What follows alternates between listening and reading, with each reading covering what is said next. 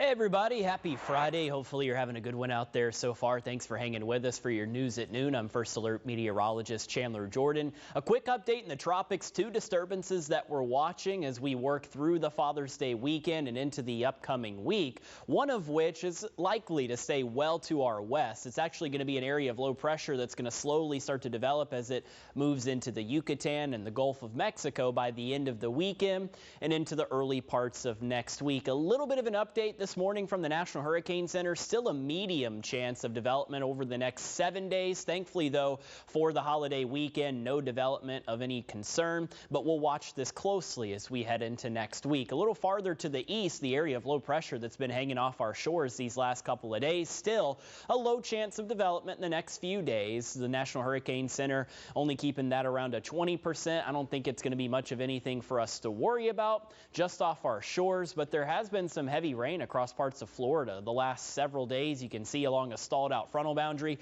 showers and thunderstorms around Miami and Fort Myers this afternoon. A little farther to the north and east, you can see the spin of this counterclockwise motion around low pressure, but this is a weaker area of it, so that's good for us.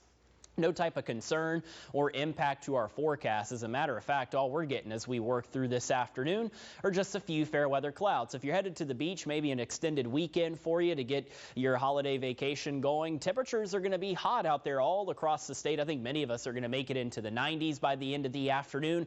Coast looks great, though, across the Midlands, mid-90s. And if you happen to be looking for a cool spot and you head up to the upstate, temperatures still, though, going to make it right around 90 degrees by the end of the afternoon. Now, here in the Midlands, as we head into the holiday weekend, our heat and humidity going to continue to climb. The feels like temperature today, even though we have some humidity around, tops out around 96 degrees. 95 is our air temperature for tomorrow. You factor in the humidity, 101 is still what we're looking like across parts of the region during the second half of the day. That's why we have a First Alert weather day in place.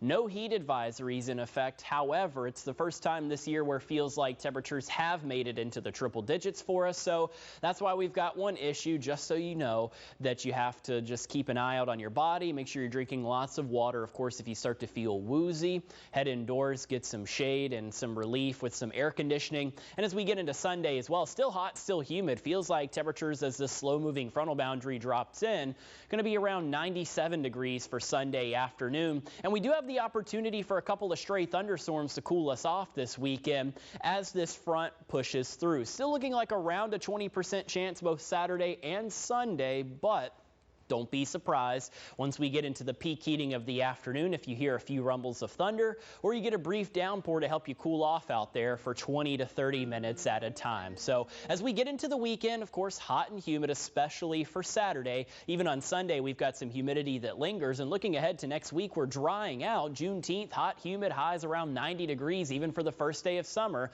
We're hot, we're humid with a high around 90 degrees, and it looks like our slightly better chance to pick up a few showers and storms will be next weekend across the Carolinas.